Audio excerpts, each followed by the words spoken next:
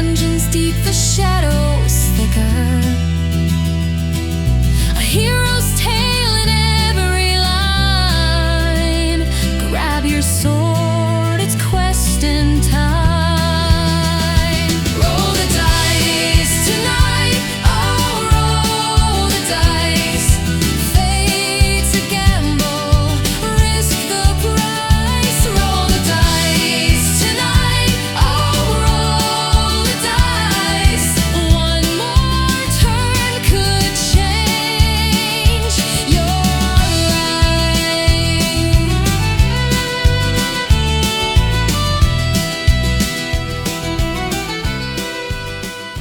Welcome back, of course.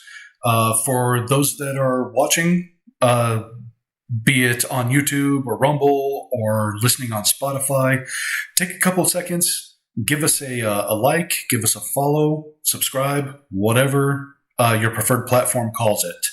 It really helps us in the algorithm. If you're interested in playing an Aoethera of your own, then we encourage you to go to drivethrurpg.com and pick up book 1. It is out right now, and book 2 is nearing completion. Okay, so last time... Fan art. Say again? Don't forget to send us your fan art. Also, yes, fan art. Fan art it up. You never know when that's going to get used in a book. All right, so last time in Aoethera, our intrepid adventurers were assaulting Bisdain, trying to liberate it from the elven occupiers. It started off as a stealth mission with Vlad, Alaris, and the guy who's not here tonight. Kreth, thank you. Oh my gosh, I can't believe I forgot his name. You guys were sneaking around the city, planting your explosive devices, and Scotty and Amber concocted a plan to go blow up the fort on the lighthouse island. But, unfortunately, as she was trying to swim in stealthily, she was noticed, which gave you guys the hint that these elves are on high alert. They may not have known exactly when you guys were coming, but they seem to have a hunch that you are indeed coming. So after that, things lit up on the ocean, and you guys had to move forward with detonating the anti-air towers. And that is where we're going to pick up right after this quick commercial. Aoethera, a world of ancient magic, steam-driven technology, and fragile alliances, where secrets hide in every shadow and betrayal lurks in every pact. A war is brewing. Cities tremble. The world teeters on the edge of ruin. Will you rise to save it, or fall? Steel yourselves for the Cataclysm. Cataclysm is a 2-book epic adventure set in a new world of magic and steam, built for those who seek renown. Explore Aoethera with 79 unique maps, 32 illustrated NPCs, and new monsters in the bestiaries of both books. Aoethera Cataclysm by CritHeads Gaming, exclusively on drivethrurpg.com. My dog's a jerk. He just walked in and farted and then left. Nice. I'm just cool of it. Jerk. I'm just wondering who was supposed to be dressing up as the giant dancing Coke during the commercial. That's... Okay, Duncan has dibs on that. Mm-hmm. Who's going to be the female box of candy? This is a sausage fest. Dibs. We're gonna dress Scotty up as Amber and dress Amber up as Candy. Candy. All right. Well, now that that's all established, let's get back into this game. Now, as I recall, we left off with the boats starting to move in. So we will pick up with Scotty. You're in the lead boat, and Torque, you're in the boat right behind him, along with Mort. So There we go. I had to find him on the map. yeah, it's a pretty big map. So, Scotty, what's the lead boat doing? Thankfully, nobody cleaned the map up since last session, so I know where the plan was to head, which was to sort of follow that line around the back of the ships that are docked, and to come and land on the beach somewhere around about the end of that pier to lay waste to those two remaining beach obstacles. Okay. So, how much movement does the boat have? 60 feet. So, I'd like to follow that line as best as I can for 60 feet. Alrighty. Okay, there we go. So, 5 X's. We're just going to continue using our moves to go around until we get to where I pinged. So, coming back to me, you'll know where I'm going with it before I even have to tell you. Once we land there, then things get fun. okay. Well, unfortunately, things get fun for you already. You have been detected, and let me see who all. Lad, So you start taking fire from here, and the tower up here. So ping that last one again for me, please. the last one? Yeah, the Yep. tower. Oh, the main tower. Yep. Right, okay. All right, so you start taking fire from there. Let's see if any of them hit you. 8, 20, and 12. Ooh, one doesn't. It is a critical. Oh no. On me, and I'm not even raging. Damn it. Go on. Well, on the boat. So, all right. Let me pull up the rules of this engagement to refresh my memory. Is it fair to say that the engagement, the hit, the whatever, stops us? It doesn't really stop you, no. What it is basically... Or do we then have to waste time trying to stop the boat, turn it round, and come back to have a go at whatever's just hit? You might be swimming. Yeah, it's like the boat has a certain amount of hit points. So... Yeah. Okay. And flying to the shore myself, then for the boat to go down, because the boat could be useful for more than just getting us out.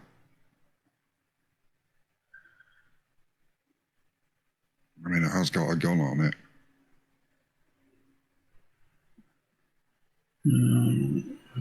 Where did I have that written?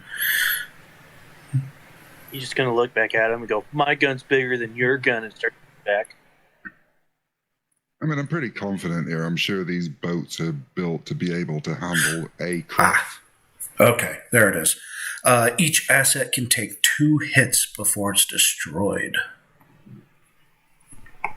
Okay, so I will just mark that it has been hit once. All right, so as you start down this path, you get as close to the edge as you possibly can, as close to the cliffs as you possibly can, but it's not quite enough. The tower still starts shooting rounds towards you, but what gets you is the tower closest to the engineering obstacles. They detect you, they pick up on you, and they just light you up.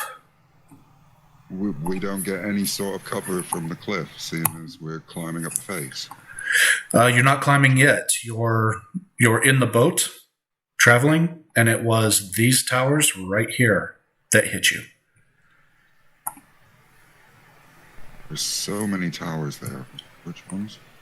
Ping it again. Yep. Right here. Next to the engineering obstacles. The ones that are on fire. No. South of that. There's 2 more on the wall. These ones? Yep. I hadn't even noticed them. All this time that when we was planning everything out, I hadn't noticed them. Ooh.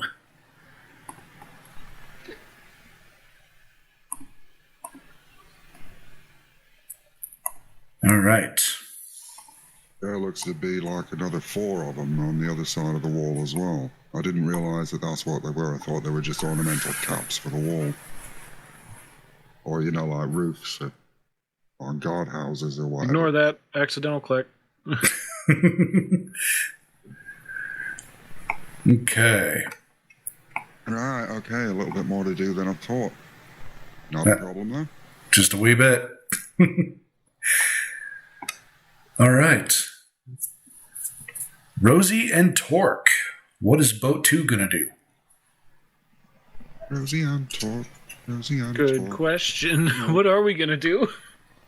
Because we just saw him get lit up, didn't we? Yep. Yeah, I think we should come around the side of that big ship right there and use it as cover to keep us from getting shot. Right, was it just the boat that took damage then, or did I? No, just the boat. Right, okay. I agree. I think we should go right here. Can I get a reaction to that, by the way? And if it is, can I rage? Because I'm obviously pissed off at shooting at me. I will let you rage. Yeah, go for it. Right, okay, then I'll get mad and I'll start shouting. Hey, are we fucking bastards shooting at me when I didn't even know you were there? Do you think you could shell the that wall from behind that ship with your new legendary Bruckner? You want Torque to do it? Yeah, I'm saying. You think you can do that? You think you can indirect fire that from behind the ship? Yeah, ping. I'll ping Ping where you want me to see it. Oh, is it that blue ping right there? What's the range on it? 120. So it is just out of range. Oh. Yeah, but if we try to move the ship right here, it's 55. Unfortunately, we've used our movement, haven't we, on our boat? Do we want to keep like 60 feet away? Isn't that their range? Yeah, so we could come in right here at 60 feet right there, and we have good fields of fire, and we still kind of got a meat shield with that wooden boat. That's pretty huge. And yeah, I would like for them to damage their own ship if possible, and then that puts me in spell range too, where I can try to do things. But if they're inside of a building, it's going to kind of limit what I can do. You're driving, right? Yeah, I'm driving, but you know. Oh yeah. I'm at your mercy. You go where to go, and you tell me to shoot. All right. Do we got enough movement to go right here, Tim? No. You have 60 feet of movement. So do me a favor and measure out a line, 60 feet, wherever you would like to go. And I will move you all there. Right there. Are we in like a turn order or an initiative? Kind of. It's a loose initiative. Nobody is really in open combat per se. You kind of entered into open combat. So now everybody is aware of you guys. Because I just turned around to Amber and said, "Aye, lass, come on, time to get wet." And we'd sort of jump out of the boat and swim towards the cliff face. And when we got there, we just sort of scoot our way along towards where the fire came from. Trying to... Yeah, certainly could. You've got Vlad's Displacer Beast in your boat with you, however. Which, I mean, he can swim, but... He can, but he's a cat. He doesn't like water. You're going to have to shove him into the water, and he might try to climb back into the boat. Or you can Tim, take the boat and go. Tim, quick questions. Yeah. Those wooden walls, there are wood, correct? Ping the walls.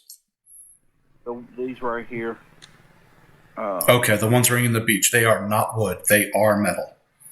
Okay. Second question is are they on sand or bedrock? Bedrock. Okay. All right. So I'll figure out what spell I'm going to use.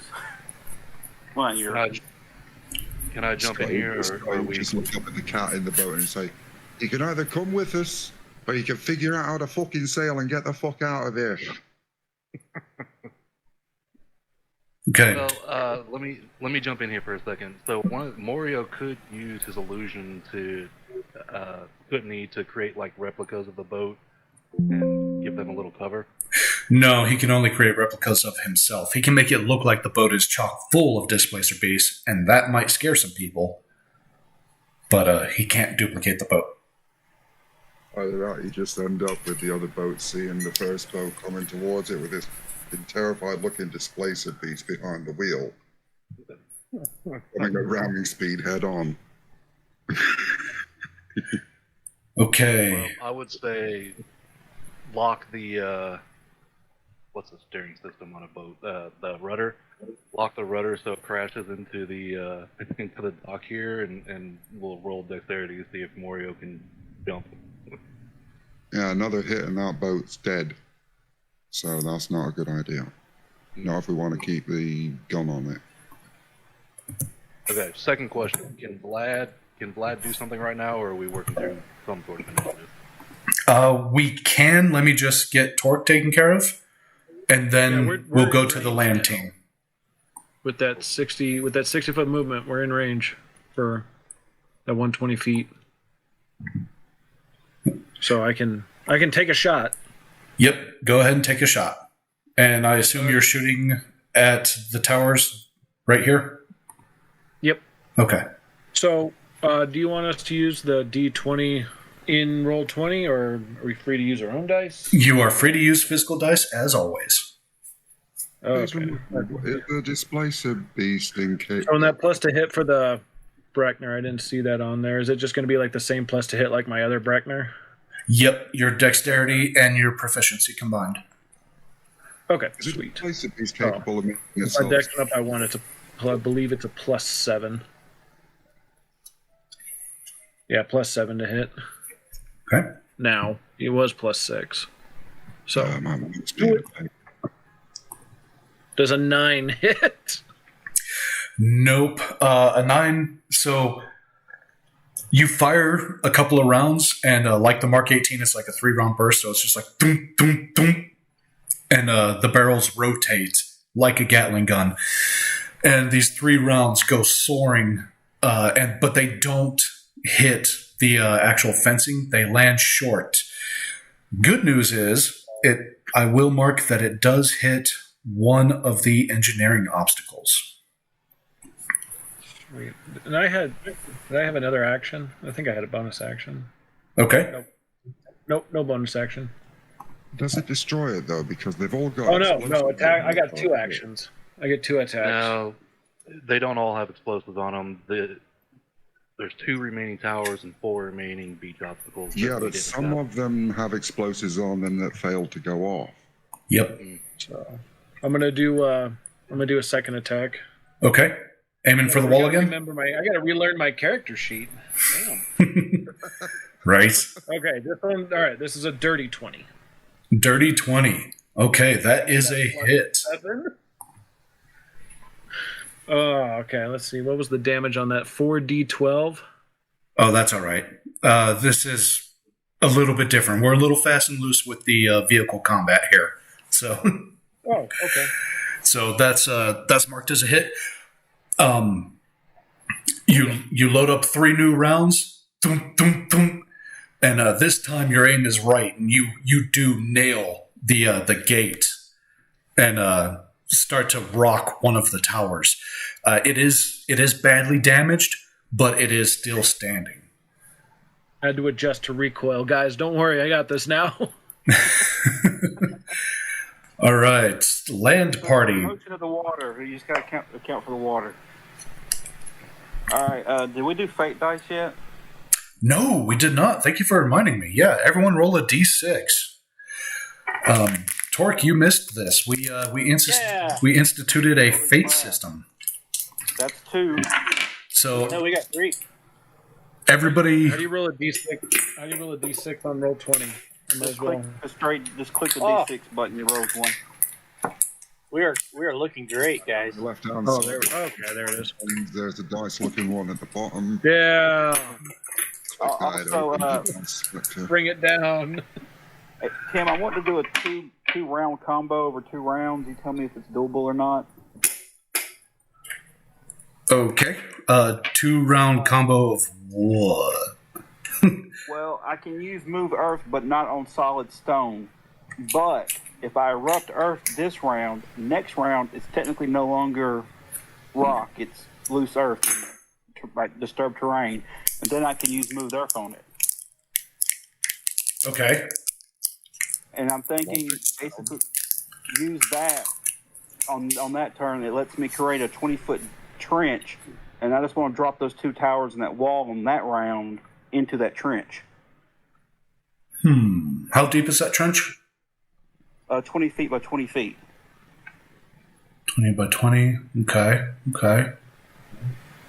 So it lets me manipulate earth up to 40 feet, but I can only change it, like raising it or lowering it at 20 foot. But each round I can like raise and lower it or whatever I want to do with it, different effects because it's a concentration spell, but it affects 40 feet of earth, but I can only do 20 feet at a time during that spell. Okay, so you want to take one turn to turn the bedrock into sand, and then another turn to make that sand basically disappear beneath the towers. Yeah. Like turn 1, I'm going to turn into rubble with erupting earth Gotcha. because it explodes and it lands back as like debris.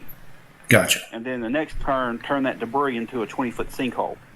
Yeah, I don't have a problem with that. That seems perfectly legitimate to me. Yeah, because my only issue Makes is, sense. I'm just wondering about the cost. well, that's a level 5 spell and a level That's what I'm thinking. 3 spell. You have something like Conjure Water, because if you're turning the bedrock basically into sand, you fill that with water, it's just going to landslide down into the harbor anyway. Yeah, but that's the thing is I got tidal wave, but they're inside of a building. Like all my spells are there as long as they're inside of a building. I have to like do stuff to affect the building, like destroy its foundation. Which is So why you tidal wave the sand that used to be the bedrock. yeah, but it's not sand; it's just chunks of rock. The spell lets me turn it into sand, but instead of turning it to sand, I'm going to turn it to sand, but a 20-foot trench in the sand. Now, what I'm thinking is the cost of the spell that you use once it's been turned to sand. There's no point in wasting all of your top level spells this early Oh, on. that's right. I mean, it's only a level 6 spell slot. I still got a level 7 spell slot after that. So long as you're sure. Yeah, I mean, it's I going to was just open a trying heck to of a door. stop spending the good ones too early. Oh, trust me, my level 7's the good one. Right, okay. But again, using Firestorm when they're all inside of a building isn't going to do anything because Firestorm doesn't like catch stuff on fire unless Tim says, "Yeah, you know what? It's a giant, giant super wall of fire. Of course, it's going to set things on fire." There's a piece of information that you missed because you wasn't here last week. Yeah, what's that? We figured out the most vulnerable spots of those towers. At the base of them is basically the ammo storage room. You put a bomb in there, it destroys the whole thing easily. That's how we Yeah. took out most of them.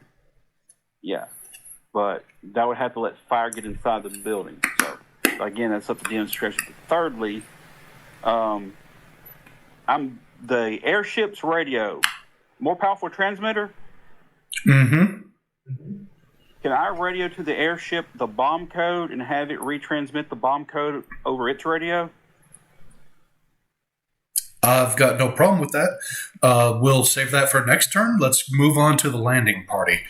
Vlad, you are up, and then we'll go Alaris. Okay. Couple questions. From my current position, can I see this shooter or whatever he is over here? No, not from your position. He is. It's blacked out. It is nighttime, so they're pretty well concealed. Fires. That is a good point. But let's see. He's got a wall blocking him from 2 of the fires. I'll tell you what. If you're looking to shoot him, right? Yep. Okay. I'm going to give him partial cover, so his AC is going to be a little bit higher, but you can definitely take the shot. Okay. Well, in that case, I'm gonna load up a couple explosive rounds in prickly armor. Okay. See what we can make happen.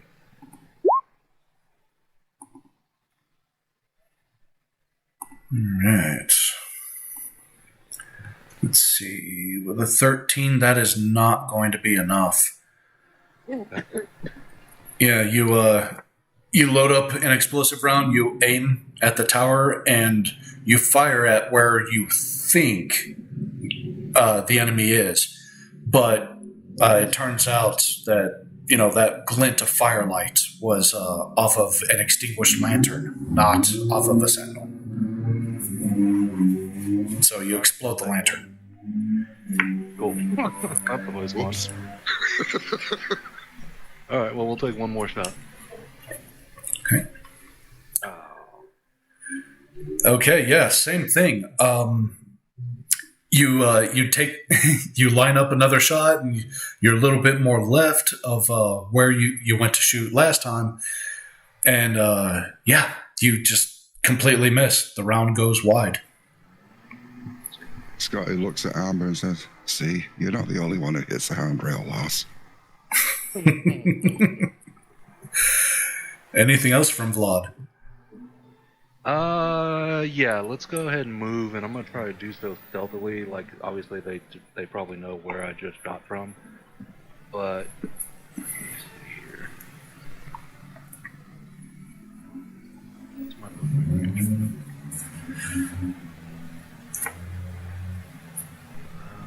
30 feet, or I can sprint.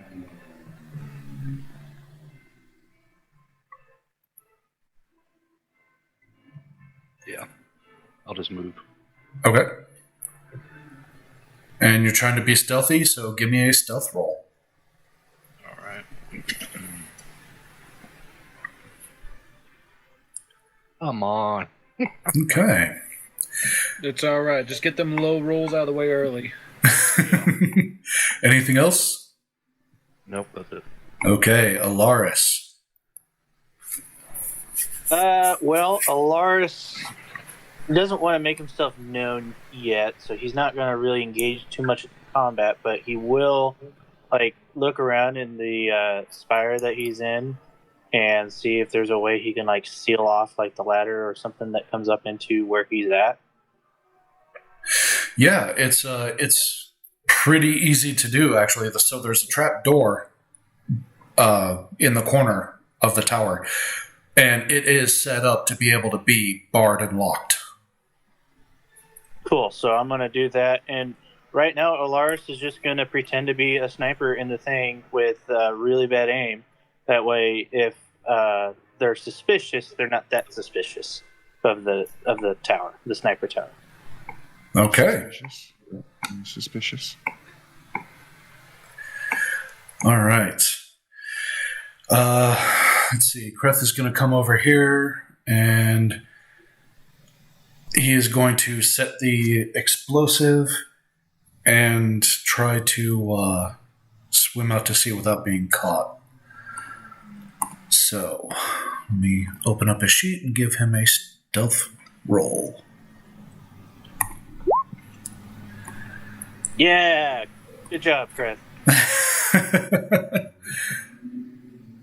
All right, so, he gets up to the engineering obstacle, he sets the obstacle to go off, and he starts making his way back out to sea. Let's see, 5, 10, 15, 20. Yeah, we'll go 15, because he's swimming now. But they do see him as he's splashing around in the water, and they do start shooting at him. Let's see. Why you rolled 15 on stealth? Why would he be splashing around? Yeah, 15 wasn't good enough. Got 20 feet out or something. He's hiding drowning and he started splashing. Yep. He forgot he can't swim. All right. Let's see. With that. Okay, now that all hell is breaking loose, these guys are going to go. Was this supposed to be a stealth mission? I think they're all supposed to be stealth missions, aren't they? Well, we knew it was Okay, we knew it with was the amount of all fire gonna going on, that end tracks. eventually, but we got most of it done stealthily. All right. Stealth one of those that's insertion, stealthy until but it isn't. loud extraction. My plan was to firebomb the whole entire town. I got vetoed. Well, it makes you feel better. If I'd have been here, Pork would have voted with you. Yeah, but remember, this is a human town, so they're trying to not have too many casualties. Who's leading the operation? Who wants to take the fall for this? You know, There we go, guys. always- we have the Lord Commander Alaris. He always takes the credit. I mean, the blame for Rosie. There it is. Yeah. We've been hired by Meridian, haven't we? Well, now that Torque's here, shit rolls up. Yeah, exactly. All right. I mean, I was just going to suggest talking to him, but these guys wanted a bit of a dust-up, so here we are.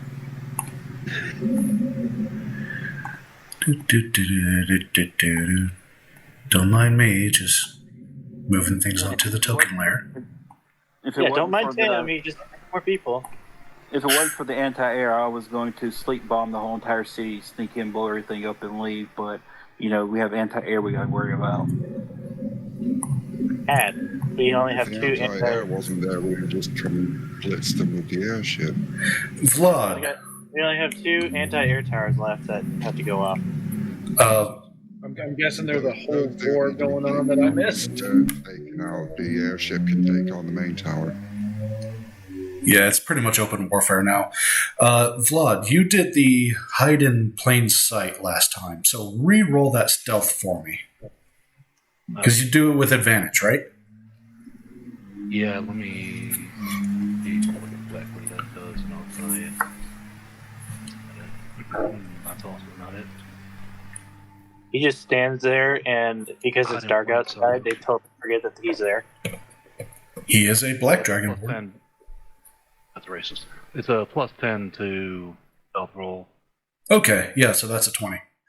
Okay, so as you're standing there, no, if it's just a plus 10, then we just add it to the 10 that you rolled earlier. So, dirty 20. All right, so as you're standing there, these 6 Elven Special Forces go hauling ass past you, sprinting, and you just hear them yell, "Get to the factory! Get to Booker!" So doesn't that give me an attack of opportunity? If you want to give your position away, yes. Hell yeah. But I'm gonna let them get. Let's see, what's the range on this?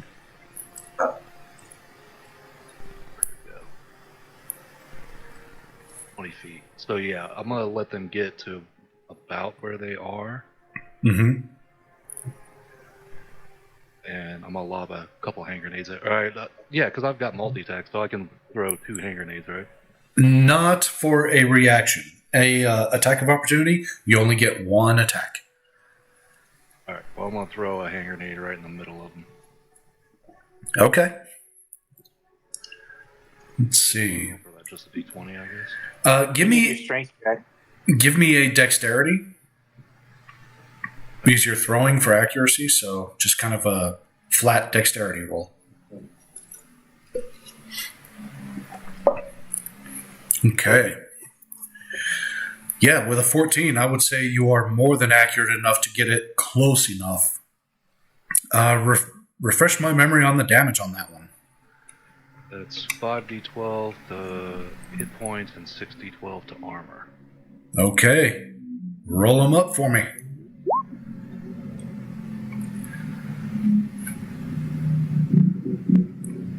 So 5 to hit points and 6 to armor. It's got a 20 foot radius, so they should all be well within it. Yep.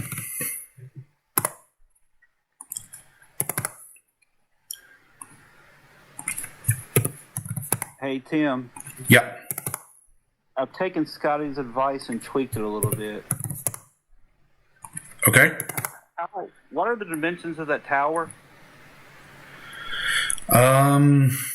Let's go with 15 by 15. And they are, I believe I wrote them down as being like, I believe I wrote them down as 15 feet high. Okay, secondly, does it have a window? Yes. So I can, line of sight, cast tidal wave into that room. You can, but very little of it will actually get in because it's a small window. Yeah, but I can Remember, there is line a of sight sentinel see on into the top. room. I can put the spell in the center of the room by looking through the window to get line of sight to pick where I want it to land. And it originates from that point. And I did the calculations, and it's like 3,000 cubic feet of water. Does it have to be touching water for your tidal wave to work? It does not. It's a 120-foot range, and from where I land the spell, the tidal wave appears. So, 3,000 cubic feet of water is pretty heavy. Yeah, it is. Okay. So it would be like, you know, putting a firecracker in a bucket of water. Bloop. Boom. Yeah, because water doesn't compress. Yeah, water doesn't compress. Okay. Well, keep that in mind. We'll definitely roll with that. But let's go ahead and keep this going. Scotty, you are up. What do you do? Right, as I take an Amber. Right, what is Amber's movement speed? Let's see. I already opened her character sheet. There it is. 40. 40, so she can keep up with me. Mm-hmm. That's good. Because otherwise, I was going to ask if I could just pick her up, throw her on my back, and start running. If you're going up a wall, no. I'm going to need a climb check from you. Well, I'd assume once we got to the top, I could. Oh, yeah. Absolutely. That's what I meant. Okay. Because what Scotty would do is he'd just hoik Amber on his back. He's got 40 feet of movement. I'm not going to dash or anything like that, which would take me... Well, you don't have a climb speed, so you're going to use 40... Let's see. I'll take 10 feet off for that. That's no problem. Well, let me see. I'm not going to make it to that group of 6, but I'm going to start heading that way. Yeah, you'll have to take 20 feet off. Those cliffs are 10 feet high, and without a climb speed, that 10 feet is 20 feet of movement. And I'd assume it's the same with Amber. Yes. Well, that's okay, because basically all we're going to do is climb up the wall and start running towards that pack of 6. Okay. Because there's not much I'm going to be able to do this term to affect anything. All I can do is get closer. I mean, if I dashed, I could get to them, but then I wouldn't be able to do anything. Yeah. So I'm just going to climb up the wall and start heading that way, which will put me... That's not it. Why can't I never remember to pick the right one? Put me about there, won't it? It will, depending on this check. Give me a athletics or acrobatics. Acrobatics is a +5. Where's athletics? Mm-hmm. That's a +10, so I'll have that one. Oh, yeah, you're going to climb that easily. Yep, more than enough. So you are good to go there. And I will do acrobatics for Amber. Yep, so you brute strength your way up the wall. But she kind of like nimbly just kind of hops from handhold to handhold. And since she is in range, she is going to go ahead and try to get a shot off. Fair enough. Let's see here. Right, we've got the bang bang.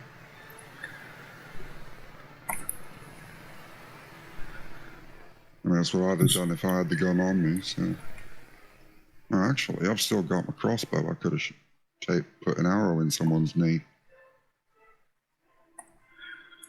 Could have. Next turn. I forgot I still had my previous weapon on me.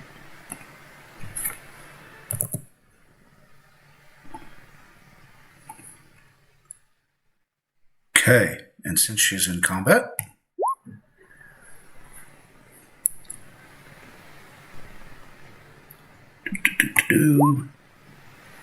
all right. So she's running behind you, and she kind of skids to a stop, raises Osiroshi's greed, and you get a little bit nervous because you saw what she did to the hand railing of the ship, and she fires, and this round just goes true.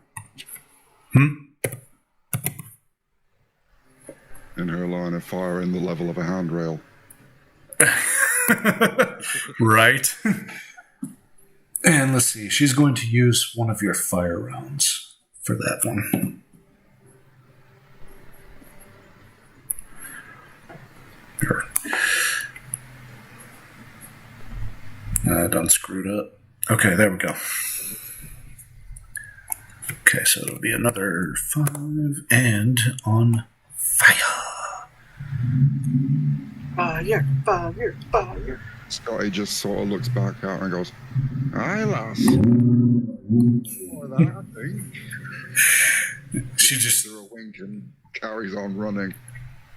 She winks back. Vlad, what is Morio doing? Is he actually going to try to jump off the ship and swim, or what's he going to do? Yeah, I guess he's gonna try and scramble up the cliff face too. He doesn't want to hang out in the boat by himself. Okay, all right. Give me a athletics or acrobatics check for him. Let's see. If he's a cat, he should totally get advantage on acrobatics. He should have proficiency in acrobatics, is what it is. Oh, either one. If he can climb a tree, he'd skedaddle up that wall in no time. You'd probably be able to leap up most of it. Yeah, that's true. What's the height on it? The height on it was, what did I say earlier? It was 10 feet. 10 feet high. It was 20 feet for me, wasn't it? I had to take off. Yeah, it was, yep, 20 feet movement because we don't have climb speeds. Yep.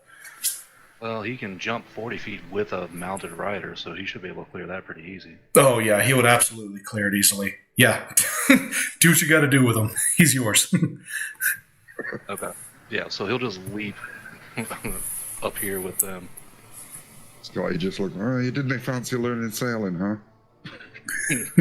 Wow. All right. Come on, then. Rosie, you're driving the boat. What are you doing? Here's a we can do pretty good distance for us to cover. Yeah, I was gonna. You still want to go in behind the boat and keep attacking what we're attacking, or do you want to come in closer and help them with those 6 guys? Do we see those 6 guys coming up from where they're we're at? between 5. They're between 5 fires. Hand grenade just blew up in the middle of them, and you probably would notice that. Yeah. I just want to make sure we can see them. Legging it towards them. Yeah, I would say you guys definitely know there's something there, and it's not your friends. Oh, all right. In which case, if we want to hold position or move, that's all right. When it gets to me, I'm going to split fire. You measure. Yeah, I want to come in 60 feet right. Like, I want to come in 45 feet right, 40 feet right here. Okay. We'll get you guys there. There you go. Yeah, and I won't. Do I know they're there? Yeah. What's your passive perception, or do you want to do an active perception check? I have a passive of 15. Yeah, that's plenty good. You definitely do know they're there. All right, so I want to use my custom spell thing. I want to use my level 2 Kudzu's Embrace, and put a patch of kudzu there to keep them company for a little while. Okay, tell me what that is. All right, so duration 1 minute, you conjure within a mass of magically accelerated kudzu vines that erupt from the ground in a 20-foot radius centered on a point you can see within range. For the duration and the area of considered difficult terrain, when a creature enters the area for the first time their turn, or starts their turn, they must make a strength saving throw. On a failed save, they become grappled by the vines in a tight stranglehold. A creature grappled by the vines can use this action to make a strength check against your spell save DC to end the condition on success. At the start of each of your turns, any creature grappled by the kudzu takes 1d4 necrotic damage as the vines drain its vitality. If I maintain concentration for the full 1 minute, they become so thick and tangled they petrify and create a permanent wall of removable greenery that you said has to be chopped through with a hammer. That's right. That's what that one is. Okay. Yeah. It's a level 2 spell, and so let me find out what the range is. A 60-foot range. Let's make sure I got enough range. Nope, not enough range for that one. We only move 50, so if I move. Wait, did we only move 50, right? Or 40? It was 40, but you do have 60 feet, so you could move I more. can move there. Yeah, I can move 20 here. Whoops. Whoa. White screen. My bad. Killed the man. The immersion's broken. I God, killed are the you man. there? I killed the man. Well, guys, we've taken this battle to another plane. Killed the man. Oh my gosh.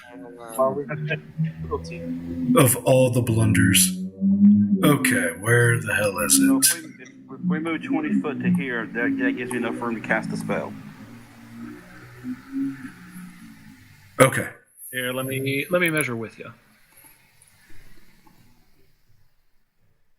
Where? Now kiss.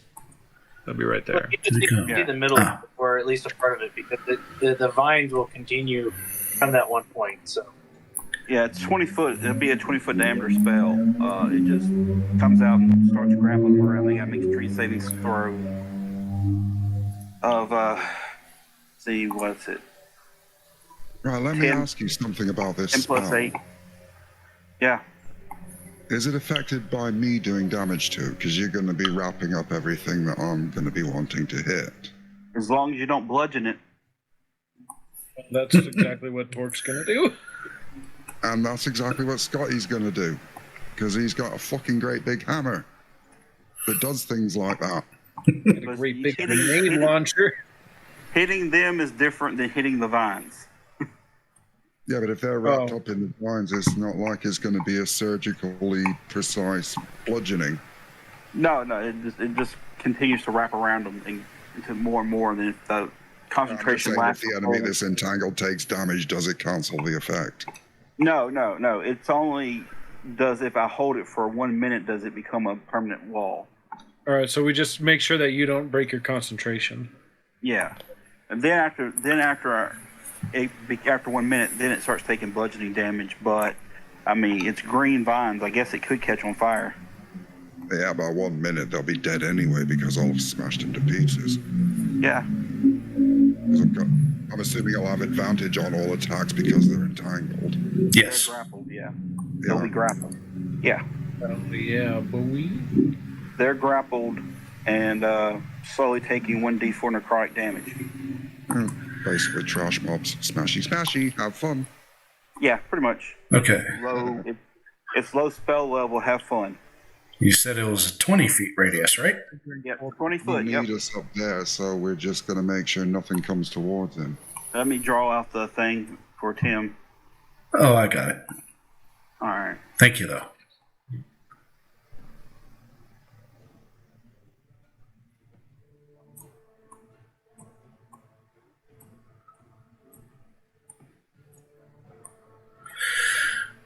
Okie dokie.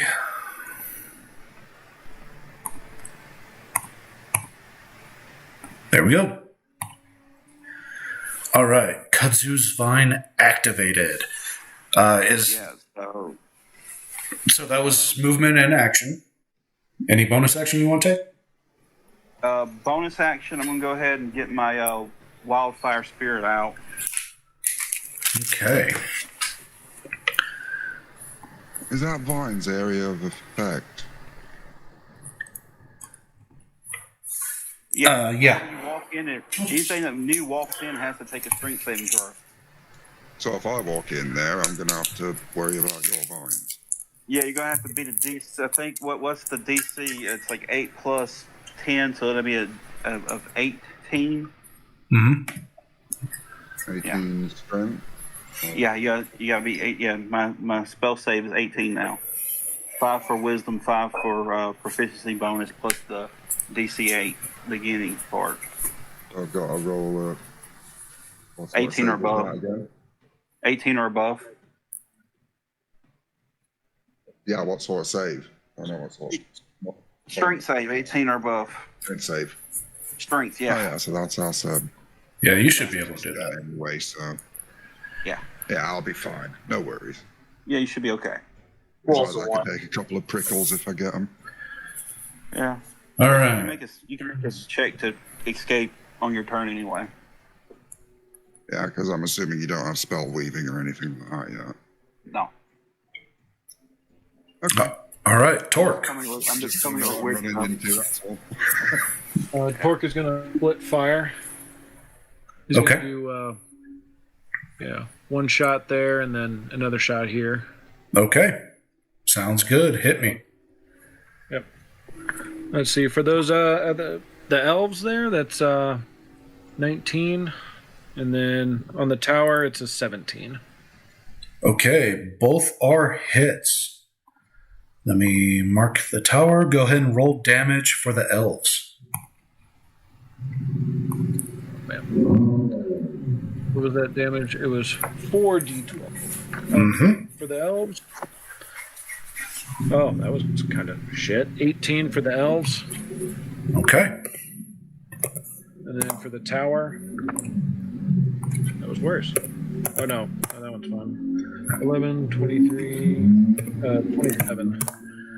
Well, the tower doesn't really matter because the tower is kind of its own system. So. Oh. Oh, wait. The high damage went to the tower.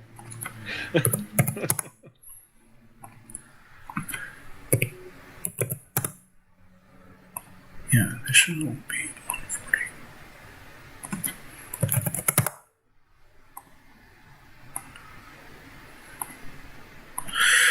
Okay. Any of them? No, you did not. But they were kind of rolling on the ground from the grenade that Vlad threw at them, and they're like smoldering and bloody, like they look really messed up. And then Rosie goes and casts those entangling vines, and it's just like pinning them to the ground. So yeah, this shell lands good, and you just hear them scream in pain. They're not dead, but you do know you hit them. Oh, good news. I don't recognize those screams. Yeah. Yeah, Could have been rough. the one person who friendly fired more than me. So just how many screams have you heard then? I say I got some rounds of hate, and I'm airmailing them. same minute delivery. Sending good vibes. Yep. Everybody's Vlad. gonna edge that to the next grenade's just sending good vibes. Vlad, what you got? What you want to do? Alright. I want to lob another grenade up here on top of this tower. Okay. So I guess D20. Yep. 30 or... Dexterity. John Unitas in the window. Just John Unitas through the window. I mean, my initial plan with Amber is we was going to go around, and then once we cleared the beach, we'd try and take out... Come on, ping for me. There we go. Try and take out that tower down there, which I assumed was the only real one remaining. I didn't see So it. we Where can, was it that? looks like we've been waylaid. Can you ping it again? I didn't see where that is. It's the one that's got the yellow dot next to it. Mm. So Yeah, that means it's got an explosive. There's also one there. But Yeah, of but course, Vlad Scott doesn't. going to leg it up to the door, open it, Amber would fire in a fire round, the whole thing would go bang. Yeah, And Tim, we'd I run forgot. away. I forgot on my turn to have the airship send out the explosion code one more time. Whoops. So whoever's turns next, please have the airship do that. Well, Yeah, you that'll can be wait till your next turn. I mean, we're getting into position for the chaos going to come afterwards regardless. Yeah, Alaris was already going to try and radio the airship next turn. Yeah. Vlad doesn't even know that you guys are up on the beach, so his plan is to try to take this position out if he can, and make his way over here and throw another grenade in the armory to take care of that tower, hopefully without being seen. So Okay. Do it up. that should do. Plans always go sideways. You just follow your own. Yeah, that absolutely lands inside the tower. Roll some damage for me. Alright, so this will be HP and this will be armor. Not bad, not bad.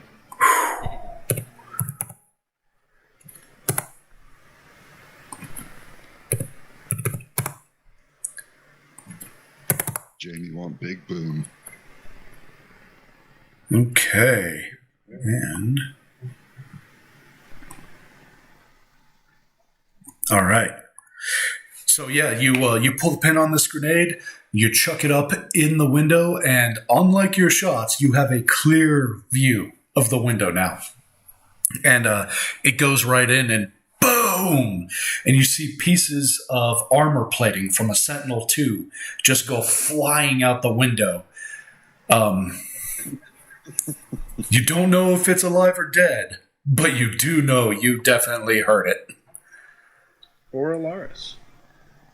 Alright, well, in that Do you case, guys know where each other's at? I mean, so the tower's still clearly standing, it's not breached.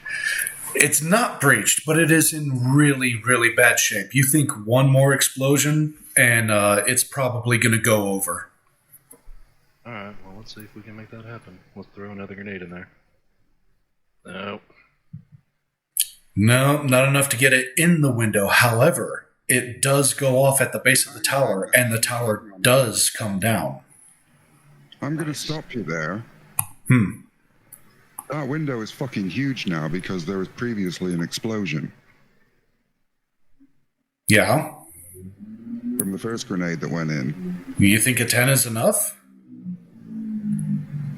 Oh, I think a 10 is more than enough, so long as he even gets it in the vague area. It's going to take the tower out, isn't it? It does take the tower down, yes, but it doesn't go in the window.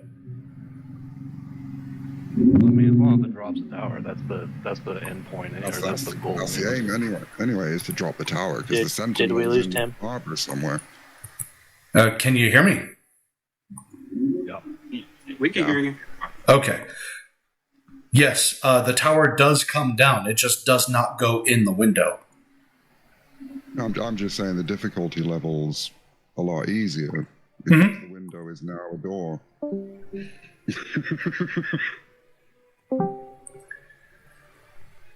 Okay. So One that window, but a tiny door. is blown open. And as the tower comes down, you do see like the Sentinel 2's hand just kind of sticking out from the rubble. It is destroyed. Okay, so Vlad It will be pauses for a bought. moment. Vlad pauses for a moment and thinks, wow, Aristotle would have loved this. And then he's going to go ahead and try to move in this alley between these buildings. I'm assuming this is an alley. Yep, it is. And then he's pause and do hide in plain sight again, and that's the end of his turn. Morio, let me ask a question. If Morio were to attack one of these elves that are entangled, would he then potentially be entangled himself? Yeah, as soon as he enters, he could potentially become entangled.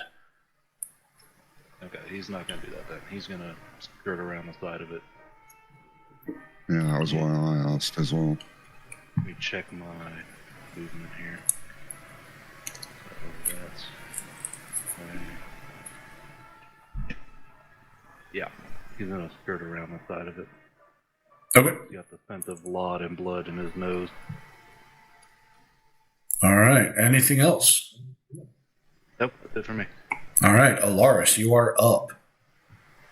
Alaris is going to try to radio the airship to make contact with them. Okay. All right. So yeah, you radio what? Can anybody hear me? Like what are you saying? Oh, Alaris, can you use your deception to kind of make it seem like it's more than one airship and throw some misdirection in there? Well, so I've got our radio and I've got the other guys' radio. And Tim, can I decipher, like, are we broadcasting on like different radio channels to where my message to the airship isn't going to get picked up from them? Oh yes, they are. You do definitely know they are different channels. Okay, so yeah, I don't have to worry about disguising my voice. So yeah, it's just going to go, Lord Captain Commander to airship. Do you copy? A couple of seconds pass, and then it's like That's my commander / fall guy. a couple of seconds pass, and you get someone back on the radio. Who? Who the hell is on this channel? This is your Lord Captain Commander. Can I please speak with Larry Curliamo? This is probable deniability. A couple of seconds later, you get back. You're making that up. Who is this? You know who this is. Have This radios. this is your ground team. Do you fucking copy? Oh shit, ground team. Yeah, go send your traffic. Okay, now that we have an understanding, we have most of the air defenses shot down. You're going to want to fly in on the northwest side of Bisdain, and you're going to want to bomb the fuck out of this tower. Do you copy? Fly in, approach from the northwest, bomb the first tower. Is that correct? Over. That is correct. Also have him send out the bomb signal to detonate the other bombs that didn't go off. Oh yeah, and try to transmit on, and I'm gonna tell them the bomb channel. See if anything happens. Roger that. Airship en route. Stand by. Latest hit.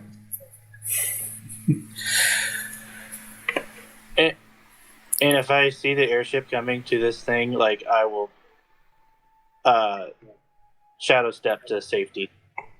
Okay. Because it's going to be a big explosion. I will let you know when you see him, but you do not see him yet. Tim, The you know latest hit by Jazzy Jeff. Boom, shake, shake, shake the room. Tim, you know the playing cards that you get in the military that shows you what an enemy aircraft looks like? Yes. Rose is going to pull those out and be like comparing the airship to the cards. Oh my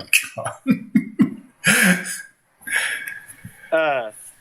I'm gonna continue to radio, but I'm gonna radio to the ground team and that's here, and tell them that the airship is en route. No ETA yet, but it's en route. And then just continue to monitor the other radio too, and see like what the fuck they're saying.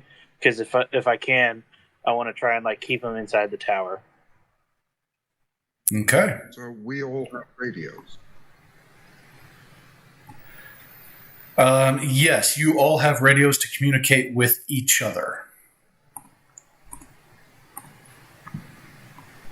But our radios are incapable of communicating, say, with the airship if it's in range. No, if it's in range, you can communicate with the airship. Yeah. And can we also switch channels and listen in on the local frequencies, like, I don't know, pick up a police band or That's not the correct example, but you know what I mean. You can change channels. For example, the bomb's remote detonating was on a different channel on the same radio. But like the elves, they're working on a totally different frequency that your radios can't seem to communicate with, if that's what you're trying to get at. So I can't accidentally be broadcasting on one of their channels. No. No matter what I do. Right, okay. Well, That's if you change your channel, right, you don't know what channel that they're broadcasting to, but if you change your channel and then you start broadcasting to it, you could be broadcasting to the wrong channel. But we all know, like, hey, we're broadcasting on channel 12, bombs go off on channel 13. Alaris knows what channel that the elves are going off of, but you have no fucking idea.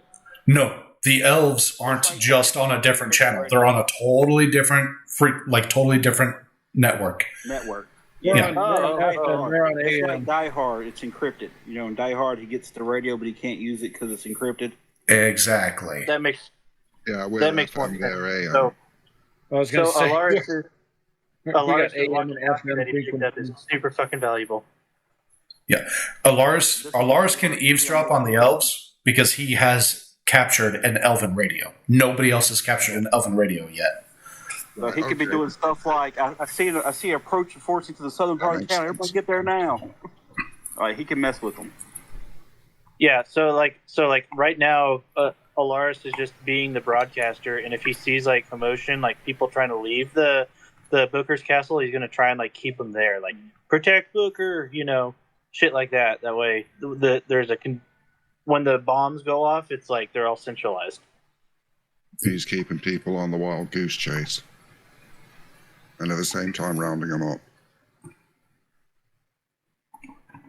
Okay, so moving on. Eurypterid is going to take a turn. He's got the movement.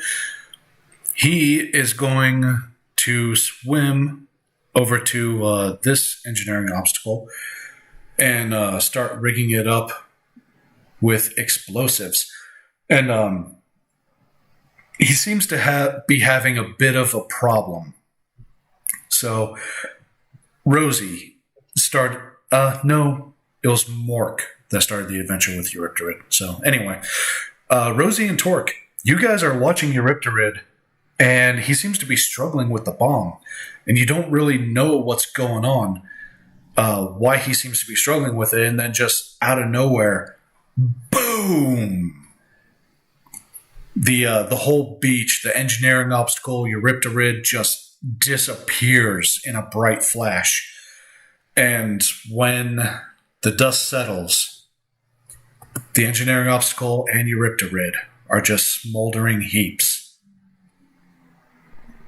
God damn it, Tim! You're killing off more of a crew. Oh, that was brutal. I'm just going to think Alaris did it because something exploded. Did Torque ever become friends with them? Kind of, sort of. More with Kreth than Eurypterid. Eurypterid was kind of quiet, stuck to himself. Okay, then I will just tilt my head in silence at, damn, lost another one. And then focus. Well, now Rosie's mad. Someone died. I don't like that. I'm mad now. What a way to go. Right? Yeah, but Wouldn't even be aware of what had happened. They're just way too far away. All Scotty would have heard is there was a boom. Yep. You just... Bell's slots are about to start getting expended like shotgun shells. Probably not a bad time for him. Meanwhile, elves keep moving this giant in. fat ship. I'm just like, it needs to be sunk. This ship just needs to be sunk. Why is this ship here? What if you like commandeer the ship and like you start using the ship's cannon under the fucking wall? I feel like that would be better than the little dinghy that we have. Gonna be hard to do all by your onesie. I was thinking about using my 7th level spell slot of Whirlwind and just, sling it around the map. Eh? But, Let's see. Whirlwind's the only spell that punishes you for escaping it.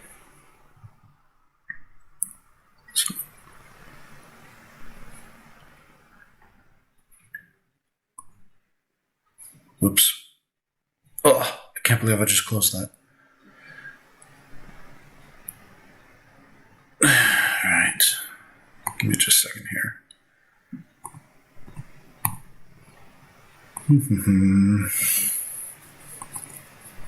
There. Yep, there it is. Okay. 40. Got it.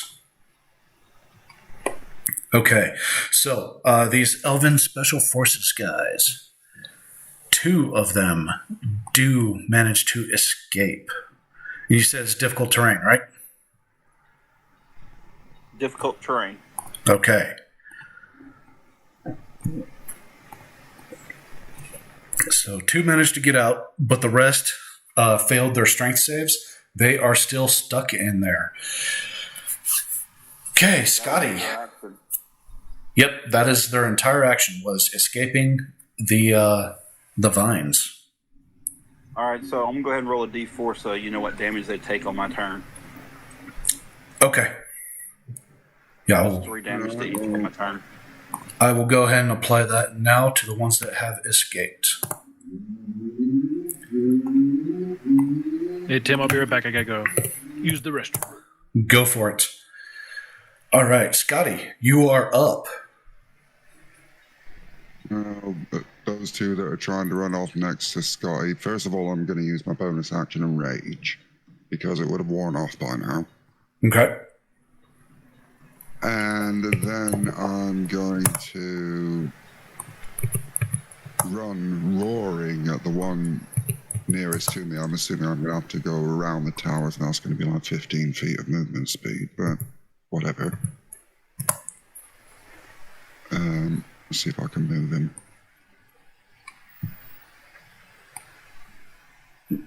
No, that's the wrong one.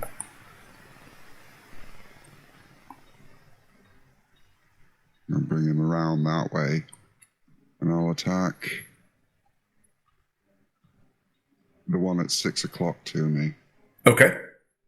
Get the old hammer out and let's see if I can turn him into a pancake. All right, do it. Oh, yeah, you hit.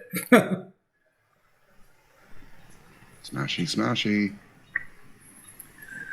Oof, 22 points. Yeah, so you come around the tower as this guy is trying to run past the tower, and you just bring that hammer down, wham, right on top of him. And we're gonna give him the stun. Like, he had no idea you were there, that you were coming. So go ahead. Well, haven't I? Yeah, if you've got another attack, go ahead and do it. And do it with advantage. His friend who was running with him. I'm going to take a big old sideways swing and aiming right for his chest. All right, go for it. That hammer is his legendary weapon, right? Yes. So he's got the broken bones, right? Yep. Okay. That is also a hit. Go ahead and roll damage. Wow, that's a hit. Thought I'd probably need a couple more points. That Breckner round that Torque hit him with destroyed their armor. They have no armor. Right, okay, that makes sense then. Yeah, so long as you beat their dexterity, you do damage. Yeah, well, he takes one right to the chest. Yes, he does. Starts coughing up blood. Anything else? I believe that's me out of actions and bonuses, so I will say that is turnover. Alrighty. All right. Amber is going to shoot at another one of the guys that's still trapped. So.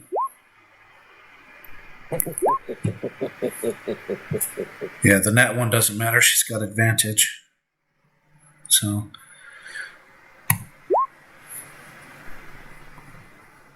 $16 points and fire damage, so 21. And fire condition. Which reminds me, this guy takes fire damage. Takes 4.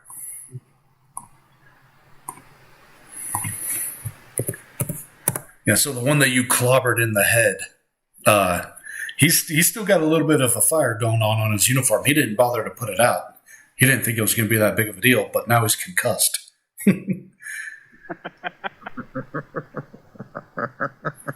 All right.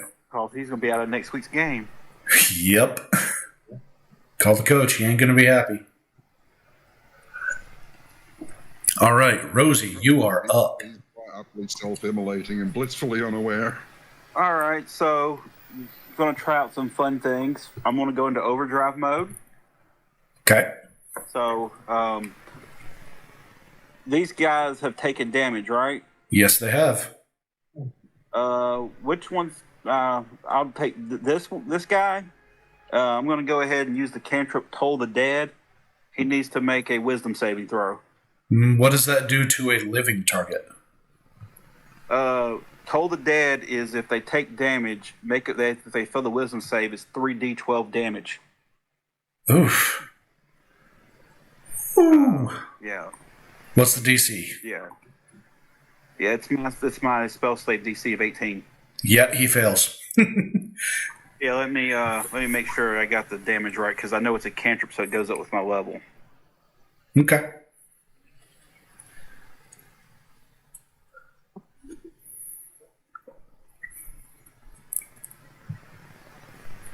Like a mermaid streak, and his head just explodes. Right. So yeah, it's 3. Yeah, at that level, it's 3d12 necrotic damage. So let me roll that. So that would be 18 points of necrotic damage to that guy. Nice. And I'm going to use the spell Ice Knife. Okay. I'm going to shoot it at that guy as well. That's a to hit for me. Are If it you misses, though, able to do a cantrip and a spell in the same turn? yeah, because overdrive gives me haste, which allows me a cantrip and a spell. Gotcha. Okay, cool. Yeah, do it up. You said that's like an auto hit? No, Ice Knife is I have to actually roll to hit. But the cool thing about it is it replaces Fireball in my inventory because of this. If I hit, he takes damage. But even on a hit or a miss, the ice explodes and it does area of effect damage. So everybody around it has to make a strength save. So it still does damage. Nice. Okay. All right, so let me make sure. Got that spell up. So I'll roll a d20 to see if I hit. Oh wait, I got advantage. Yes. Wrong one. I'll roll again. No. Well, That'd be a 10 to hit, but again, even though I missed, everybody around him has to make everybody within 5 feet has to make a dexterity save of DC 18 or take 2d6 damage of cold. well, normally Even when it misses, it doesn't miss. Normally, that would be a miss. But, like I said, their armor is destroyed, and you beat his dexterity. That is a hit. Okay, so the ice shard does 1d10 piercing damage. Okay. And again, it explodes and it's 2d6 cold. So I'm going to roll the piercing, then the cold. But only he takes the piercing. Everybody in 5 feet of him takes the cold. Gotcha. So he'll take 2 piercing damage. Okay. And then 2d6, and then he'll take 7 cold damage. Okay. And I like it. In 5 feet, will take the same amount. So those 3 guys all take another. They take 7. Done and done. All right. You still got movement, right? I still got movement.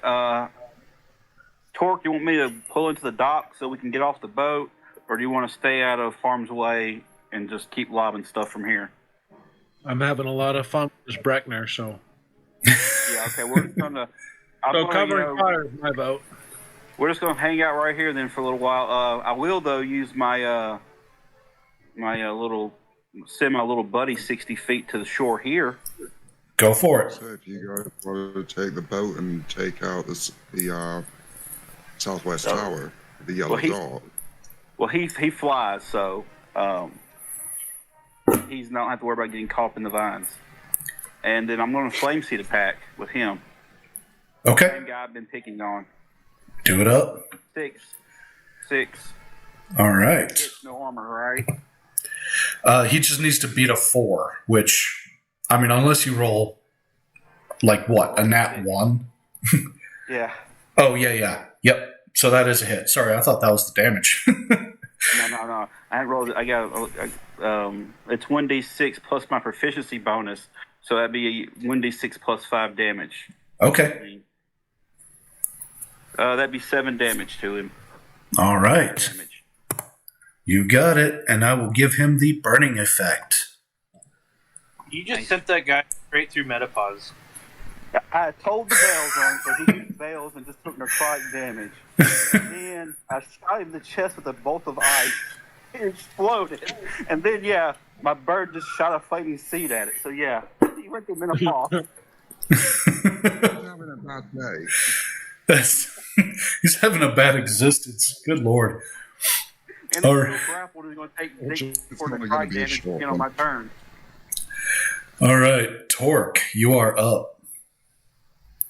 Do I see these guys right here behind that explosion, or no? You do. Yeah, you've got a pretty good passive perception, right? Oh, gee, I hope so. Let me pull that up. 12 or above, right? Very good question. Passive perception is an 11. No, you don't see them. There is a breach in that wall, but you did not notice them run by. You don't know they're there until they clear that wall. All right, how about these boys right here? You are aware of them, yes. Okay. All right, I'm going to split fire again. Okay. Shot to those guys on the walls and those guys in the trapped elves. Hey, can I say something on the radio to Torque? Sure. Torque, in the towers, they're green monsters.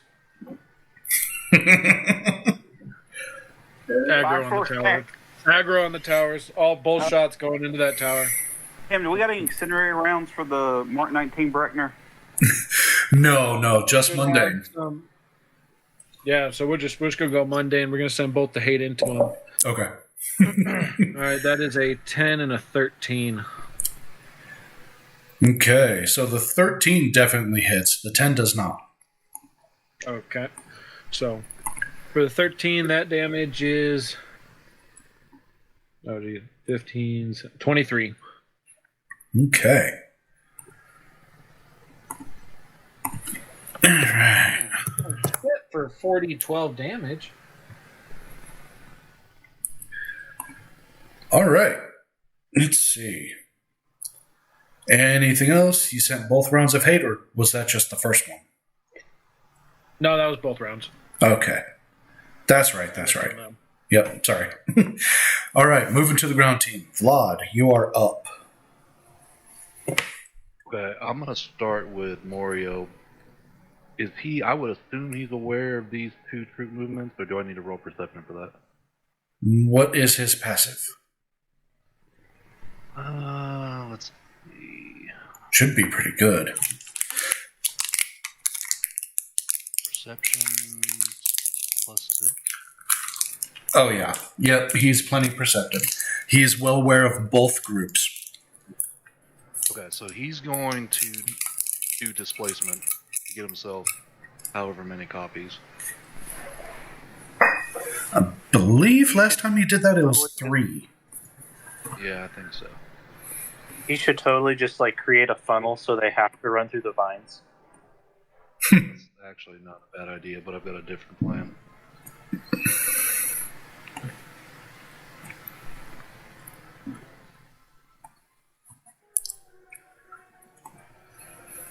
Okay, and then let me see if I know this or not.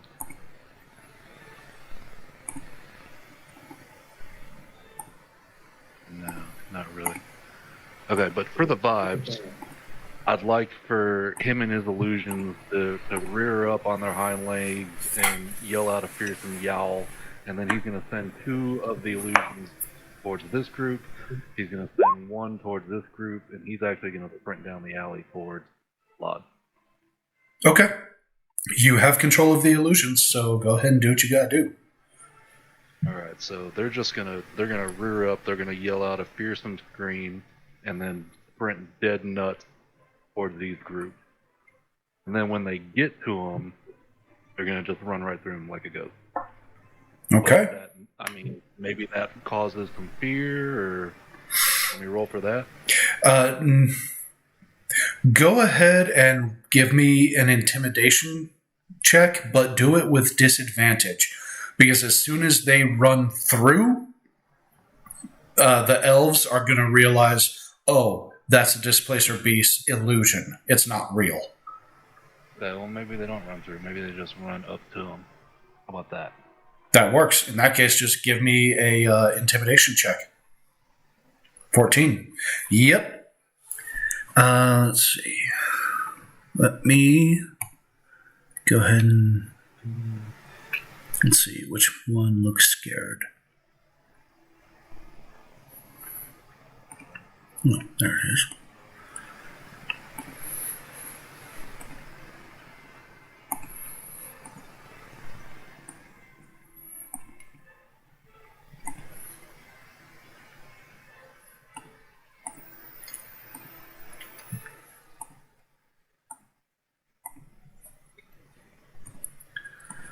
Okay. Almost there. Is there going to be anything else from Vlad or... Yeah, because that was just Mario. So it's Vlad's. Yeah, that was just his movement, and I think there's actually a distance. I don't know. No, it doesn't say. Standing near his actual location. There probably is like a certain distance where those illusions would either dissipate or collapse or Yeah, but they're within 20 feet, so we'll say that distance, and we can look it up later, but we'll say that distance is Morio's movement. So if he's got, like 60 feet of movement? 70. 70? Yeah, so they can be up to 70 feet away. How about that? Okay. Cool. Well, in that case, Vlad's going to mount Morio, and they are going to move into this alley. And that gives it... Whoops. Oh, shit. I think I just dropped out of roll 20. Hold on. Oh, hell. Wrong button.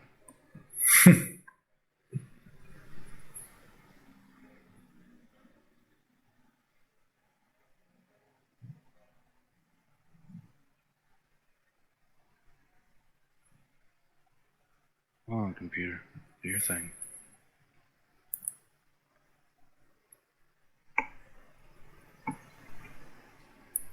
Well, hold tight. 1 second. Okay. I will move on to Alaris and then come back to you when you get back in. How about that? So, Alaris, what would you like to do? Just hoping that the airship coming, and is there anything like coming up on the elven radio that needs to be like relayed to the team? Yeah, so you turn the elven radio on and you hear Booker, distinctly Booker, on the radio. You hear him yelling, "Give me a sit rep. What's going on out there, damn it?" And you hear one of the elven special forces. You assume it's one of the elven special forces. "It's a heavy assault. We're not sure exactly where they all are. They've got some of us trapped in vines. What the hell are these things?" You hear another guy, "I'm on fire. What the hell?" And then you hear more on the radio. "We're converging on your location now, boss." And then you just hear, Sentinel 034 checking in. We are holding down the wall. Over.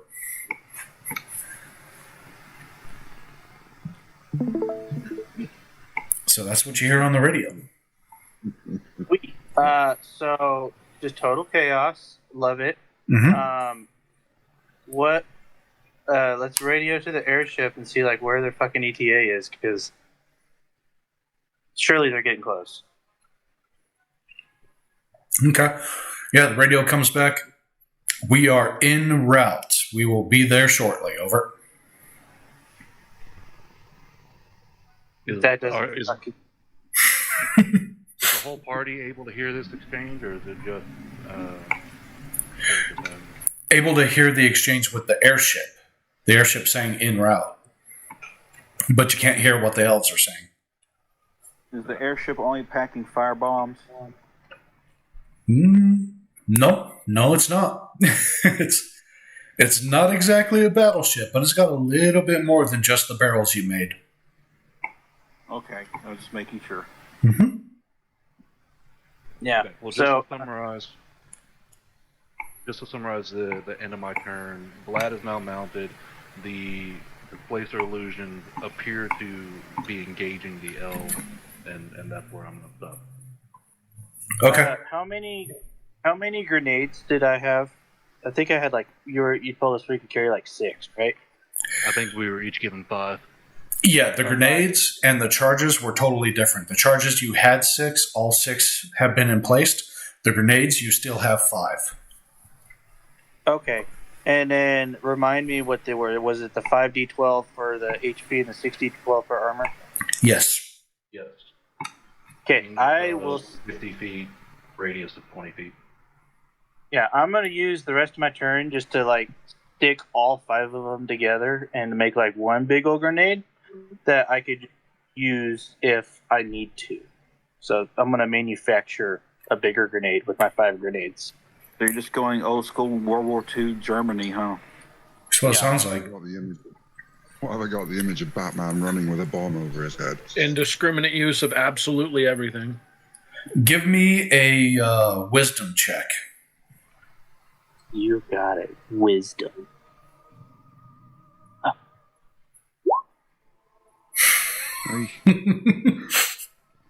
Okay.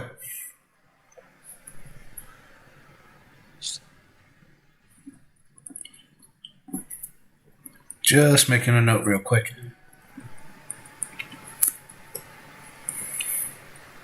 Okay. I would like to know my experience in making sandwich bombs should come into this. Yeah, you know what? Yeah. No, I agree. We'll give you the 7. Rolled with advantage. I love it. I'm going to pull out the combat field manual for engineering and be like reading off page 6 through 12 for him real quick. Right. So I mean, Tim, let me know. Like, am I successful in this, or like, is this like a shit show? Am I struggling with this, or what? What are your thoughts? So, you string them all together. You tie the string to each individual pin so that it's just one string, and you feel very confident that when you pull that string, it's going to pull the pin on all of the grenades. Very nice. So I'm just gonna hold ready. Like, if there's a big funnel of people like trying to get out or like come through this choke point, big old bomb's just gonna go right over. Okay. Anytime Tim says you feel very confident, I immediately have that. My ass clenches too. That's why I have explosive rounds too. It's like I can just drop them and just fucking shoot them, which I was planning on doing it anyway. I just wanted them to be manufactured in a one big fucking clump. Okay. Under rolls. Anything else, Alaris? Yeah, Alaris is just playing a radio communications, waiting for the airship to come through. And you know, when it comes, he will shadow step to a place of safety. Okay. Krith is going to swim around the ship, taking cover from the guys that have been shooting at him. So that breaks their visual contact. Good to go there. Alaris, you hear the airship radio you back. And he says, ground team, this is airship. ETA, 12 seconds. Get clear of the target. Over. And then... Roger that. And here, where's my fucking measure? You're you're going to have to wait for your turn anyway. I know. Okay. Should be like anywhere I want. Just about. These guys are going to go there. Yeah. So, in my readiness, whenever this shit comes, I want to shadow step to one of these buildings. Let me zoom out. Oh, okay, I see where you're at. Okay, cool. Yeah. 300 feet away. Cool. Works for me. All right. Now, this group of elves, they're going to try to attack these displacer beasts. So one of them would be a hit, so they disbelieve one of the illusions. So we'll break that. The other one, they still believe. This other group of elves.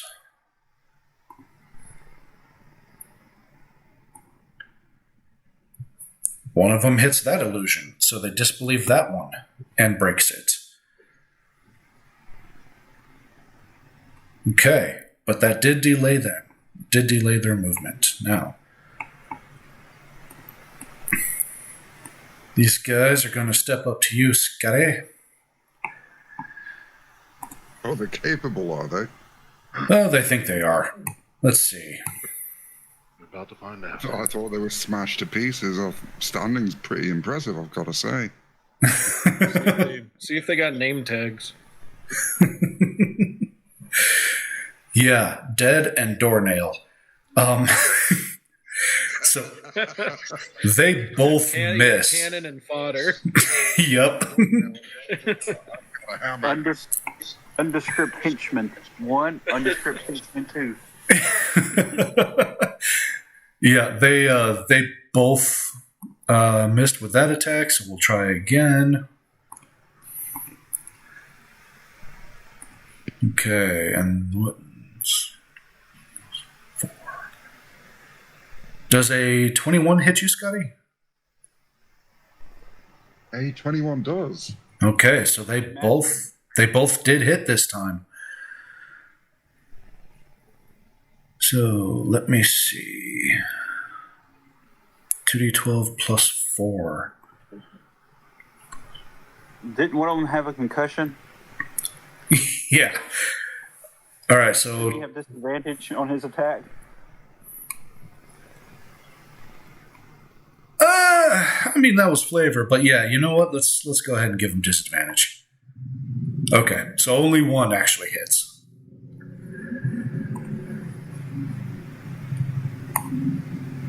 All right, so that's 15 cut in half because you're raging, so 7 points of damage. I'm just imagining the guy missing and then puking from the nausea. Right. I just look down at him and I go, oh lad, all that student debt and all you ended up being was a trash mob. That's harsh. Burn. Okay. Then another one escapes the weeds. Amber over in the corner taking notes down so she can use a vicious mockery. Right. So the other 3 are going to take 1d4 damage then. Okay. For 2. For 2 necrotic, the 3 still in there. You got it.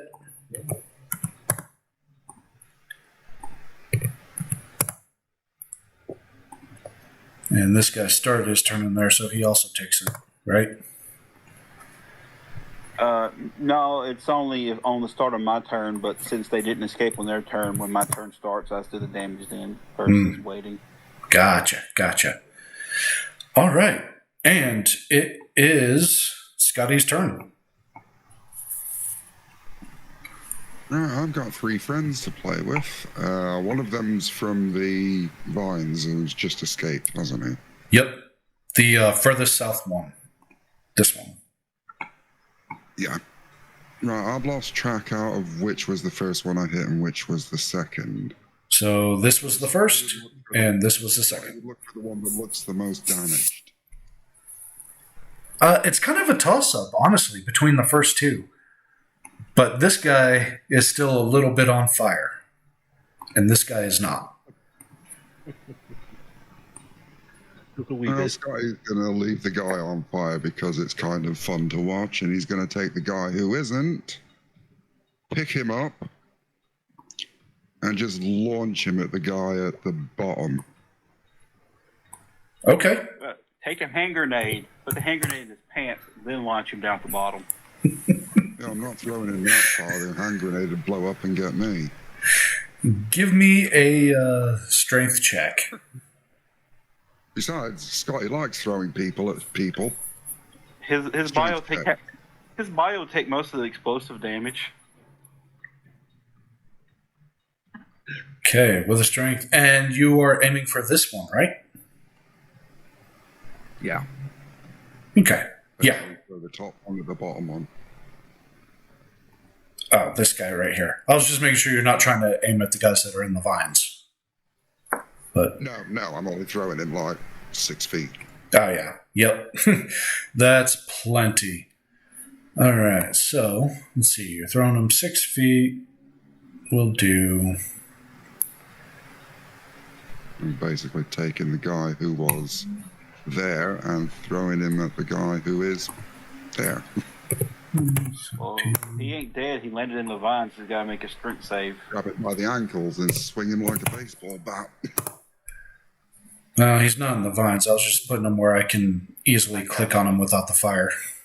But That would make sense, yeah. yeah. Okay. So you throw that guy at that guy. What else? The guy who's directly in front of me and on fire, I'll just chuckle at. And then I'm just going to take my hammer and smash him on top of the head. And try to give him another concussion. Do it. Yep. Well, or worse. Let's see. Plonk. Yeah, that definitely hits.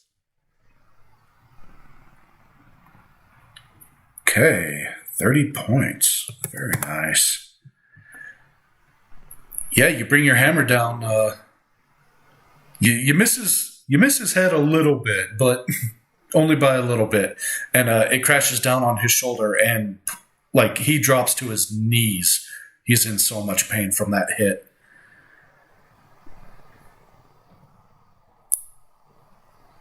Anything else? Having thrown the first guy, smack the second, that's both of my attacks gone, and there's no bonus action that I can use, so yep, that's me. Turn complete. Okay. Amber is going to continue to shoot at the guys. Well, actually, now that there's 3 on you, she's going to shoot at... yeah, she's going to shoot at this guy over here. So...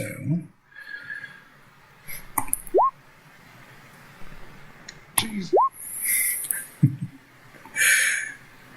Being in combat makes a difference.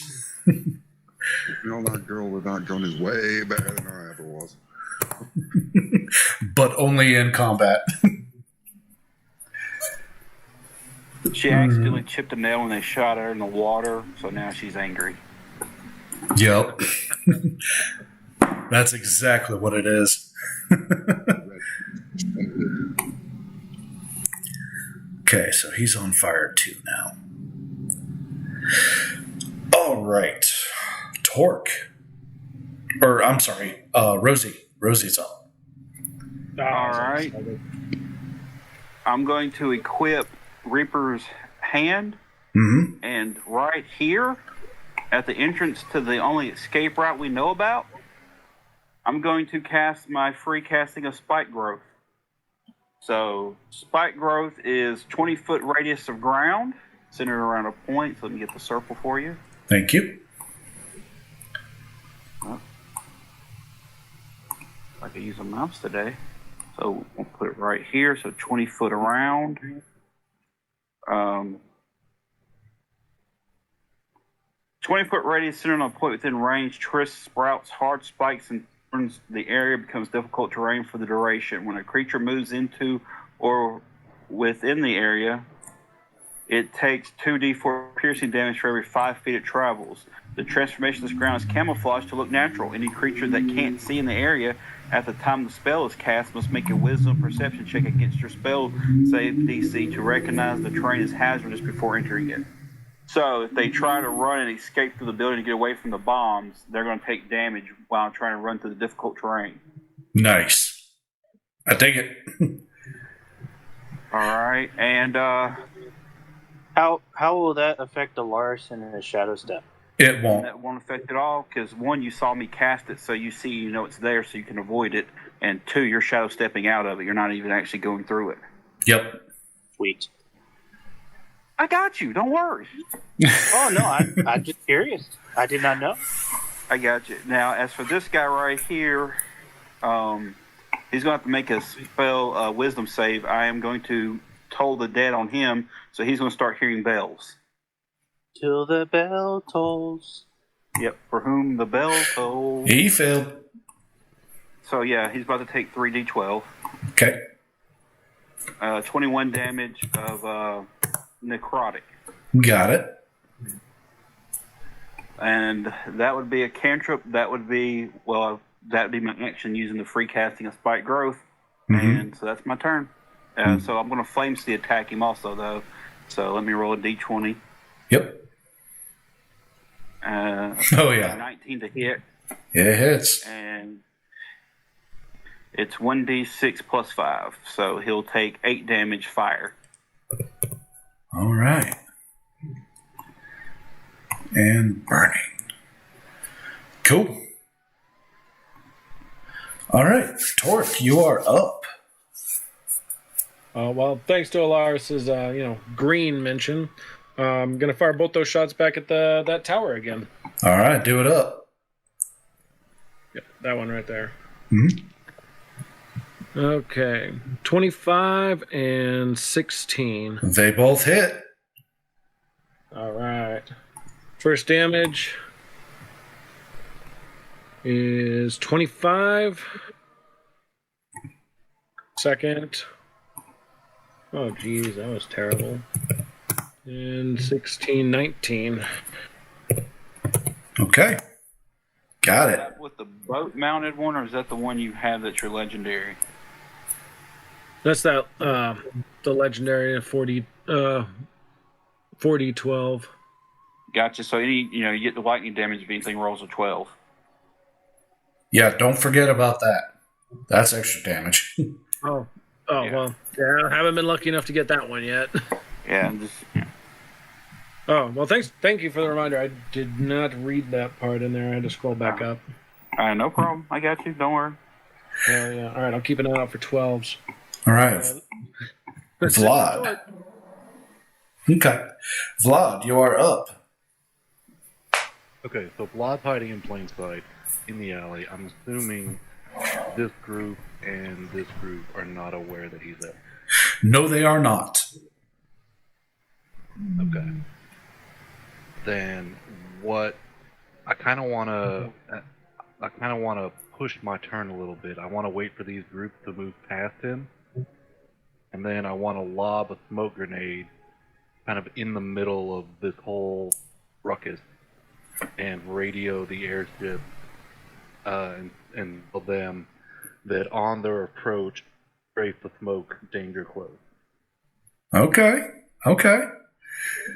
So you're going to hold and then throw smoke. Correct. Once I'm assuming, this group and this group are gonna, this group probably won't move because they still have to deal with the displacer beast. Correct. once these three groups move, Vlad is gonna chuck a smoke grenade roughly in the middle of them and radio the airship. All right, sounds good. We will come back to that then. Alaris, what are you going to do? You said you're going to shadow step? Yeah, so he's going to shadow step, I believe it was here. It was 300 feet, pretty close enough. And then he wants to take the remote and start like transmitting on like channel 1, 2, 3, 4, 5, all the fucking channels to see like if we program these bombs to go off on a different channel. Like just going through all of them. Okay. All right. Give me a wisdom roll. Fucking wisdom. You know that's my worst one. And that one doesn't help. Nice. Yeah, okay. So you go through all the channels. You key the mic for all the channels. Nothing happens. Okay. Well, then it's plan fucking B. My mouse is not great, so bear with me here. Mm-hmm. Okay. So I will make my way through these alleys stealthily.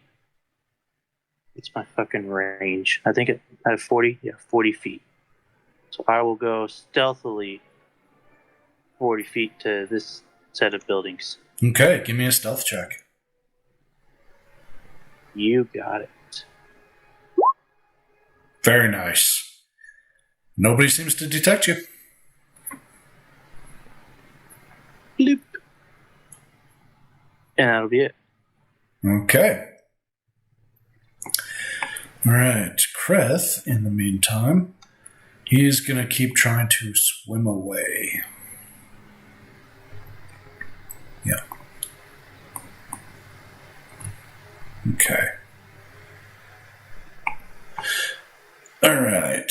Now to the bad guys. We'll start with the special forces that are in a tussle. Let's see. A long 12 seconds for that airship. No, it's only been 6. Yep. They overpromise. Overpromise and underdeliver. Yep. You're hearing burps and. Okay, another one gets out.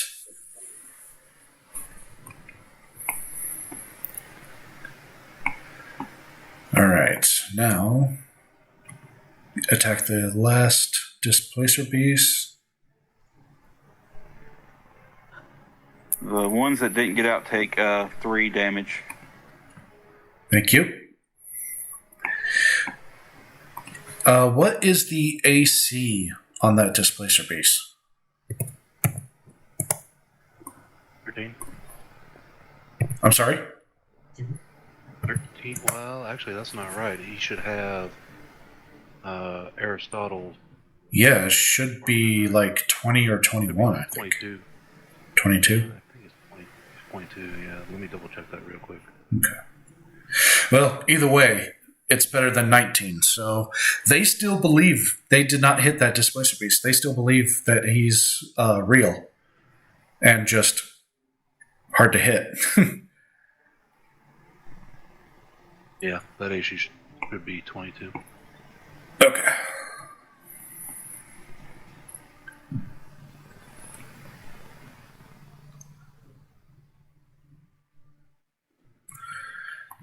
Okay. These guys are going to keep sprinting. They make it around to there. Oh, damn. They hold us. Yeah. All right. Let's see. These guys. Also hauling ass. They get to there. 20, 40. Okay. these guys get to here. All right. Okay, so whenever it's appropriate, this is where Vlad wants to off the smoke. Absolutely. It's got a 20-foot radius. Give me just another second. Okay.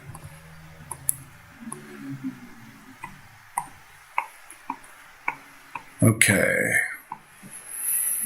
Hey, you get those fuckers back over there. They have no idea what's going on.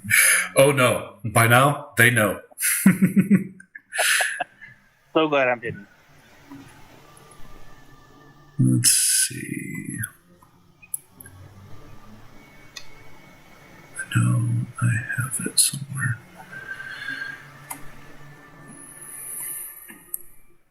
Just to remind you, Tim, any of your elves that run towards the stronghold there, the fort, Mm-hmm. they're going to have to make a perception check to try to avoid the trap I laid or get hit it with it. Thank you very much. I will try to remember that. If I do fail, then yeah, just remind me. Okay. So you're throwing smoke. Ping where, Vlad? In fact, better yet, hold, like measure out the radius of it and hold it where you want the smoke. So we're going to throw it there because that's the range. Okay. And the radius.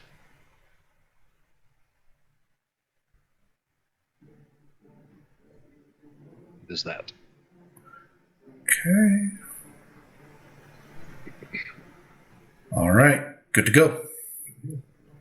And then he's going to radio the ship and tell him, Angel close. Break smoke on approach. All right. And you hear the ship. You hear the ship come back. Say again. Is them words? I say again, danger close. Unleash hell in smoke. Roger. Dragonborn accent. Roger. Danger. Danger Croche. Welcome to City Destroy Walk. your ancestors. Welcome to City Walk. Take our appreciation. Got Mongolians? All right. Attack the Mongolians. Somehow get transferred to Indian tech support. Yeah, Mongolians always have to destroy my wall. They're stealing all the 20 students. and we're sorry. God, you guys are too much.